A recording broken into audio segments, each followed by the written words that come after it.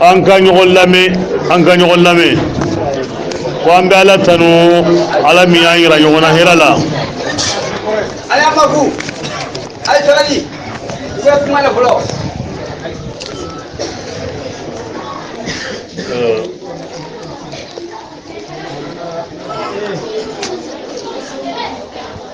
alhamdulillah ambe ala tanu ما نجتمع فيه اليوم bi anga nyogon fara nyogon gai ani ala ala tiketa shagana ma Allah kanu ya sababu yayi واتباع طريقته ani aywa kalaniya onu minili شيخ رحمه الله جمعنا في الله ankara wa shama Allah ayan fara nyogon ka ala jati kama أرادنا أن نكون إخوة ayalla ngini anka ke balma yefana ala jati kama كما أمرنا الله تعالى iko Allah ta'ala subhanahu ala iriya mariya odela هذه الأخوة agon balma agoni balma yayi نتيجتها دنيوية وأخروية aywa la tum نتيجتها agon nafa min bala aywa balma yayi na ji nafa bala lara nafa fana bala لكن nka مشروط هذه الأخوة min ye balma shartiye أن نسلك سبيل شيخنا رحمه الله odi anka don sama Allah ka sirala ونعمل بمقتضى تربيته anka barake ikomi aye aka kalandenw lammo cogo min na باتباع طريقته odi ka tugu aka sira ko وطريقة شيخنا رحمه الله sama Allah ka sira لها شروط sharti do de baye أعتقد أن هذا فيه اتباع لها شروط sharti do de baye حدها aye sharti nunu uddan tigelen do لتكون ضامنا للمريد wala sa awa anake aywa nafa min be na garantilen do kalandenye من صحبة شيخنا رحمه الله wala sa ni o ke anagira ko iye shagna ka tama nyogonye kalandeya konnana وهذه الشروط nin sharti nunu للأسف الشديد umante ute fenye min ka gele قليل جدا من يعرفها mami yere ba don uka dogo kosobe وقليل جدا من يهتم بها mami yere mako bala awa amancha aka dogo kosobe وكان ذلك سبب o kun kama في نكوص كثير ممن كان على الطريق o kɛra sababu ye maa caman yɛrɛ ye kɔtɔrɔma bɔ kabini tarika dungew la لأنه جهل هذه الشروط ba sharti ninnu u ma dɔn ولم يكتشف منفعة هذه u ma nafa fana u ma ayiwa o dɔn k'a ɲɛɲini فصار مضطرب الهواء o tuma na olu kɔni kɛra u bɛ lamaga nin dugu fɛ كلما ظن أن هناك ما هو أفضل من هذه الطريقة اتبعه tuma o tuma n'a kɛra u ɲɛna n ye fɛn sɔrɔ min ka fisa nin sira in ye o tigilamɔgɔ bɛ dɔ fɛ من تعلم هذه الشروط ni maa min ye sharti ninnu lakalan وفهمها ni k'a faamuya علم أنها مشتملة على خير الدنيا a tigi b'a dɔn ko nin sharti ninnu a ye ka digi ɲɔgɔnya kɛ diɲɛ hɛra ani lahara hɛra bɛɛ lajɛlen kan لأن المسلم bari silaman yɛrɛ غاية رجائه a ka يكون jigi متبعا لسنة النبي صلى الله عليه وسلم silama ka jigi i dan ye mun ye ka silamaya la o de ye n ka se ka tugu an kuntigi mawla min ka sira ko n'o y'a ka sunna ye وهذه الشروط wolo sharti ninnu n'o ye 23 ye هي عبارة عن مختارات a bɛ komi i ye fɛn dɔ de sugandi fɔcogo la مما هو ضروري للإنسان kabini fɛn min hadamaden ka maaya ti ɲa ko المسلم ni o ye silama hadamaden ye مشتملة على دوائر الدين الثلاث fɛn damadɔ min bɛ yen nɔ ni hadamaden silama hadamaden ka munumunu yɔrɔ saba tɛ ɲa fɛn min ko de olu de sugandira k'o d'i ma وهي الإسلام ba silamaya munumunu yɔrɔ saba ye jumɛn ye o ye fɛn min tɔgɔ ye silamaya yɛrɛ والإيمان filanan tɔgɔ ye ko limaneya والإحسان sabanan tɔgɔ ye ko awɔ ɲumanɲiya الدين silamaya diina لا يتجاوز هذه الدوائر a tɛ tɛmɛ nin munumunu yɔrɔ saba in kan شرط واحد من هذه الشروط sariti kelen bɛ 27 in na dɔrɔn يكفي o bɛ wasa hali n'a tuma t'o fɔ وهو أول شروط اللزوم. وشرط كلي لازمني شرط يقولون فلان كن فلو يري دوي هو أن آخر هذا الورد وكو مامي من وردي مني والسالك هذه الطريق مامي بدو طريقة ينسرلا ملزم كو يواجب يلندو باتباع شريعة محمد صلى الله عليه وسلم. إكاتغو على كراك سنما باما وكا شريعكو ما أباحه الشرع مباح كو أيوا شريعة من من ديغانديا ودي ديغانديا لندو وما نهى عنه الشرع على كراك شريعة من كمانديا كمينا متروك. وفنان تولندو وكنا كيفيو وهذا مضمون قوله تعالى أغمانا نيمبورا ني على كمادو دي مانا يه وما آتاكم الرسول فخذوه على بافانيا قرآن كنو كو مهولميني نا نانمي كو دي أو ما مانتون أكومني وما نهاكم عنه na yawo balife mina ay joko ayo toy ay farola إن الذي يتمسك بهذه الشروط ogmana ma min be wurdi sati min kosobe kalandewna كانت له حصانة لنفسه ogmana sardi beke ima awa kankanye ire kunye وأورثته منفعة علمية يربي بها أبناءه anatlaka doni ndima ni oya annafa chiye ibiseki deun lamoni doni yamiye فلا تتقاذفهم أهواء الدعاوي oba ke sababu ya ye ere ni deun ate kerun nindu awa tasraw nofe وأورثته معرفة يربي بها زوجة anaga sababu ya ye ina doni surala furunjogon fla ana seka nyuan cheta noye وأورثته معرفة anilla anake chiye kadima doniya la تظهر في سلوكه o be bange ika ɲɛnatigɛ don sira bɛɛ lajɛlen na وفي معاملاته i ni hadamadenw ka baara ɲɔgɔnya cogo bɛɛ lajɛlen na مع جاره i ni sigiɲɔgɔn cɛ مع كافة المسلمين. i ni silamɛ bɛɛ lajɛlen ni ɲɔgɔn cɛ ولذلك o kama كان مدار الكلام دائما kuma o kuma an ka kuma kɔni bɛ munumunu fan min fɛ حول التمسك بهذه الشروط o de ye dɔrɔn k'a yira kalandenw na u ka u bɛrɛ bɛn kaminɛli kɛ kosɛbɛ kosɛbɛ ni wurudi saritiw ye لأنها كما قلت مشتملة ma على i ko a y'a fɔ cogo min na wurudi sariti ninnu a ye ka digi ɲɔgɔnya kɛ hɛrɛ bɛɛ lajɛlen de laminɛ ومهما تكلمنا في تفاصيل الأوامر والمناهي وغير ذلك n'an kumana cogo o cogo ko ala ko an ka nin kɛ ala ko an ka nin to yen o n'a ɲɔgɔnna n'an y'a walawala cogo o cogo ومهما أطلنا الحديث في ذلك an mana kuma janya o la cogo o cogo كل ذلك o bɛ لا يفي a tɛ se ka dafali kɛ بجزء يسير ni hali fɛn fitinin ye من هذه الشروط وما kabini من علوم. ayiwa wurudi sariti damadɔ in na basaba dɔɔni kalite bɛɛ lajɛlen b'a kɔnɔ a ɲuman ɲuman مثلا misaliya عندما يقول لك ni ne ko i ma في شروط اللزوم lazimini saritiw la أمور الشرع تحفظ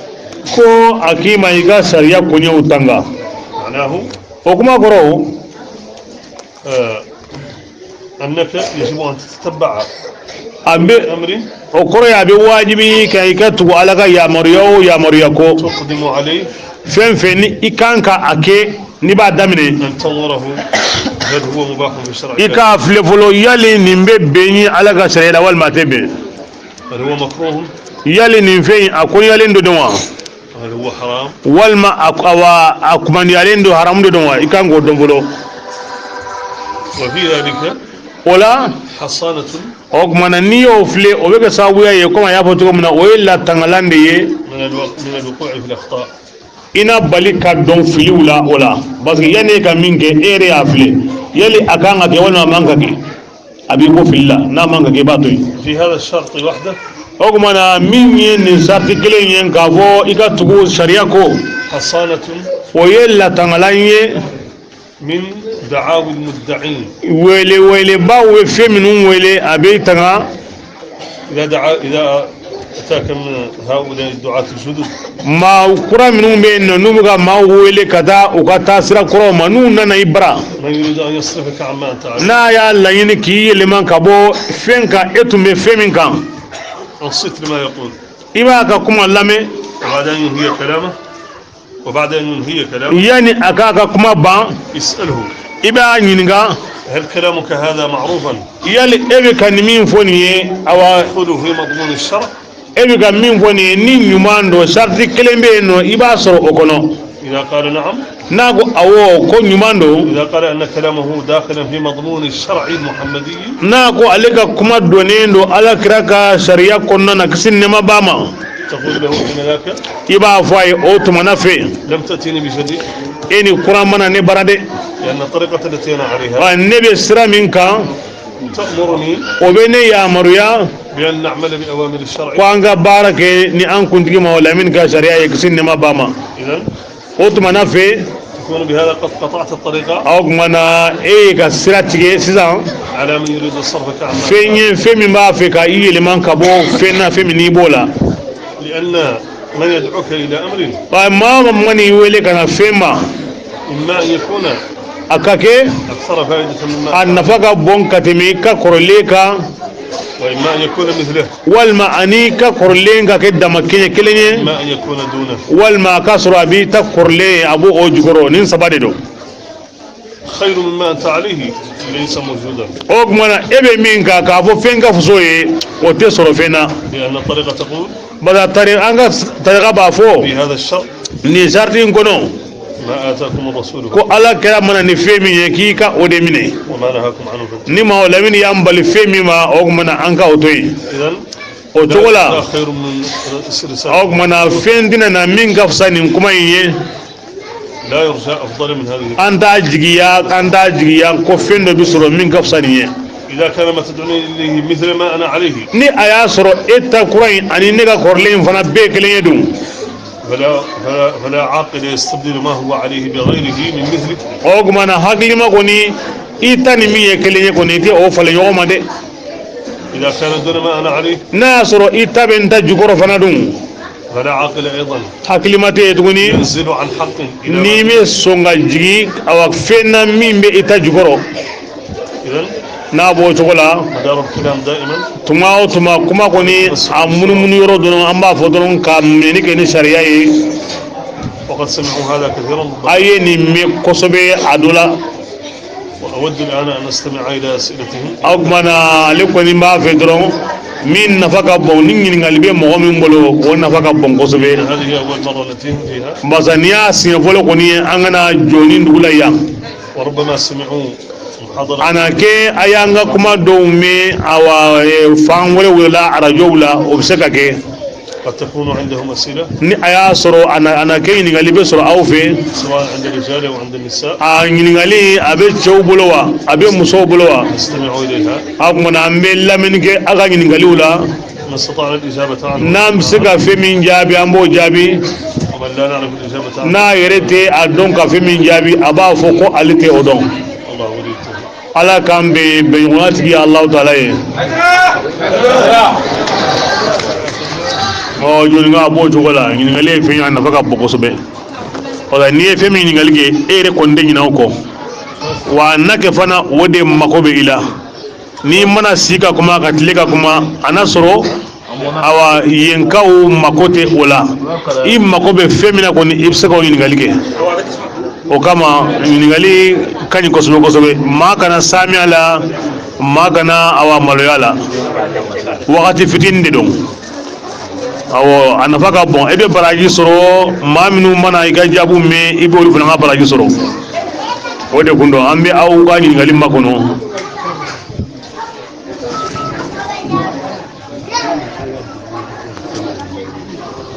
kɔni a ye kuma min fɔ ni ala sɔnna o kan ka kɛ kuma laban ye a ye laɲini fɔ min ye dugu bɛɛ lajɛlen ka laɲini ye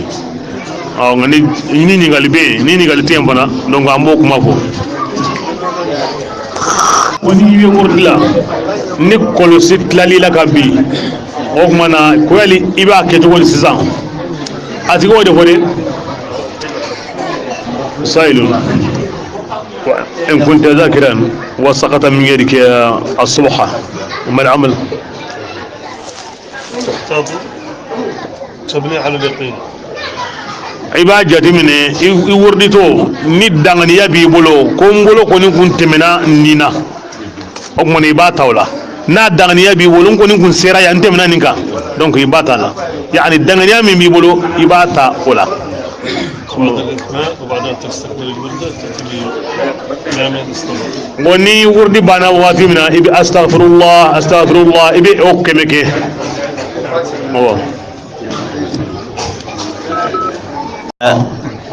yanno joni silamɛw an bi foli k'aw ye sirikɛ kunbɛli ko ɲuman na n'o ye denba kuma ye alimami ye nka an bɛ aw fo ka dugumɔgɔw fo ka sɛk'u fo ala y'a sirikɛ in ala y'a siribuka in don an gɛrɛsɛgɛ la u ka turune na a kun ka yan sɔrɔ o ye nin ye kabi an ka jamana an y'an ka jamana in dɔ ka jɔnin dɔ ale ka se ya o ye nin ye an b'a fo yarabi ala y'a ɲuman se yan cogo min na ala ka sigi n'a ɲuman ye yarabi tarika in ala ka barika don a la ala k'an jɛlen to ala n'a kira bonya kama salatul fatiha solli ala nabiyu alahuma denba kuma ne tɔgɔ ye denba kuma ne bin ta kun cɛ ni sɔli اللهم صل على سيدنا محمد الفاتح لما أغلق والخاتم لمن سبق الناصر الحق بالحق والهادي إلى صراطك المستقيم وعلى آله حقا قدره ومقدار العظيم إن الله وملائكته يصلون على النبي يا أيها الذين آمنوا صلوا عليه وسلموا تسليما صل سبحان ربك رب العزة عما يصفون والصلاة والسلام على جميع الأنبياء المرسلين الحمد لله الحمد لله القصيدة yanno joni silamɛw an bi foli k'aw ye sirikɛ kunbɛli ko ɲuman na n'o ye denba kuma ye alimami ye nka an bɛ aw fo ka dugumɔgɔw fo ka sɛk'u fo ala y'a sirikɛ in ala y'a siribuka in don an gɛrɛsɛgɛ la u ka turune na a kun ka yan sɔrɔ o ye nin ye kabi an ka jamana an y'an ka jamana in dɔ ka jɔnin dɔ ale ka se ya o ye nin ye an b'a fo yarabi ala y'a ɲuman se yan cogo min na ala ka sigi n'a ɲuman ye yarabi tarika in ala ka barika don a la ala k'an jɛlen to ala n'a kira bonya kama salatul fatiha solli ala nabiyu alahuma denba kuma ne tɔgɔ ye denba kuma ne bin ta kun cɛ ni sɔli اللهم صل على سيدنا محمد الفاتح لما أغلق والخاتم لمن سبق الناصر الحق بالحق والهادي إلى صراطك المستقيم وعلى آله حقا قدره ومقدار العظيم إن الله وملائكته يصلون على النبي يا أيها الذين آمنوا صلوا عليه وسلموا تسليما صل سبحان ربك رب العزة عما يصفون والصلاة والسلام على جميع الأنبياء المرسلين الحمد لله الحمد لله القصيدة بسم الله الرحمن الرحيم اللهم صل على سيدنا محمد وعلى آل سيدنا محمد وسلم ونبا بك كل شيء أنغر مغمى ونويا باولدي أنغر مغدو أننا دقيقون أجارني أبنا نما ne ya kodo ka sɔrɔ an mɔkɛw bɛ tarakiya in kan ne ya kodo ka sɔrɔ an mɔkɛw bɛ tarakiya in kan kana se an faw ma fo kana se ne ma bi ala y'a kɛ kalanden minnu bɛ dugu kɔnɔ yan u wakili dɔnnen la ka ne bila u ɲɛ ka ne k'u ka ɲɛmɔgɔ ye ne kɔrɔw bɛ yan ne faw bɛ yan o ye bonyaba de ye o diyara ne ye sirifukɛ ka se an ka dugu in kɔnɔ yan bi a diyara ne ye ka se hakɛ mun tɛ se k'a fɔ ka se a dan na maa ɲin'a fɛ hali bi a ka dugawu kɛ kalandenya in ala k'a barika an ka dugu in kɔnɔ yan o ka di an ye ka silamɛya jida an ka dugu in kɔnɔ yan denmisɛnnin minnu bɛ tunga fɛ a ka dugawu k'an ye ala ka garisɛgɛ ɲuman d'u ma hamina fɛn bɛ na dugu in kɔnɔ yan n'a ni ala ta bɛ bɛn an y'a deli ala taala fɛ a ka dugawu kɛ o bɛɛ lajɛlen ko o bɛɛ lajɛlen sabati an ye o diyara a ka nani diyara ne ye kosɛbɛ an karamɔgɔ sara a ka nani diyara ne ye a bonyana ma kosɛbɛ a la ni ala deli nin ka k'a fɔlɔ ni kana k'a laban ye n y'a deli ala taala fɛ san o san ni ala nani latigɛ i ka n'i jɔ a na ka foli k'an na an k'an ɲɛ da i kan n'aw ɲɛw ye dɔrɔn a bɛ komi an ye fɛn bɛɛ ye a ka di an dɔrɔn ye ka se ala hakɛ min ma ala de b'a dɔn wana an b'a deli ala fɛ an ka jɛ a kɛra ala kama a ma kɛ mɔgɔ ko kama a ma kɛ wari kama a ma kɛ sanu kama a kɛra ala taala jadi kama n y'a deli ala fɛ ala k'an ka jɛ ala k'a jidi ala k'a sabati an ye ala k'an dunya kan ala k'an fatu k'an dɔn a kan alahu yɛrɛ jati bonya an ko ni muhamadu kiti ni mɔgɔ ala ka sahaba na so dingɛ hɔrɔma k'i dɔ hɔrɔma kɔsɔn salli ala suli ne tɔgɔ ibrahima kuma Ibrahima kuma ye doni kalandenw ka ɲɛma dɔn ko a faw n'a kɔrɔw y'a bonya k'a bila o jɔyɔrɔ in na ala ka hɛrɛ k'an n'u ye ala k'an n'u kisi k'u tanga inshallah dɔw ɲɛ ko bismillah dugutigi ni alimami ka foli kɔfɛ سلامي على الإمام وعلى ay siduke ko abe dugutigi fo ani almami ani dugu tena muso bɛɛ lajɛlen نسأل الله تعالى أن يوفقنا وفقهم a ye min fɔ duwawula a y'a mɛn a bɛ ala deli ala ka ni aw bɛɛ lajɛlen bɛ sababa ma min ka di ale ala yɛrɛ ye وأن يصلح لنا ولهم ما ظهر وما بطن a bɛ ala deli aw ani minnu bɛ yan min ti yan ala k'an bɛ ko a n'an ɲɛ an ka bange ani an ka dogo ala k'a bɛɛ ɲa وأن يفتح لنا عليهم باب الرحمة ala bɛ ala deli ala k'a ka hinɛ da foni an bɛɛ lajɛlen kan وأن يوفق أبنائهم جميعا a den bɛɛ lajɛlen ala k'u bɛ sababa ma بالعمل الصالح baara ɲuman وأن يرزقهم رزقا واسعا ala ka dugu in den bɛ sɔn garijɛgɛ ɲuman na وأن يصلح بناتهم denmuso minnu bɛ yan ala k'u bɛɛ ɲa وأن يصلح أزواجهم ka furuɲɔgɔn fana k'u ɲa وأن يدر لهم السماء مدرارا ala ka sanji ɲuman nati dugu in kɔnɔ وأن يصلح لهم الزرع ka cikɛfɛnw ɲa dugu in kɔnɔ ويدر لهم الضرع bagan minnu bɛ yan ka nɔnɔ ɲuman di u ma ويرزقنا وإياهم لكم ala ka ni aw bɛɛ lajɛlen bɛ fɛn na min ka di ala yɛrɛ ye ni o bɛ ala jɛ o kɛli أريد أن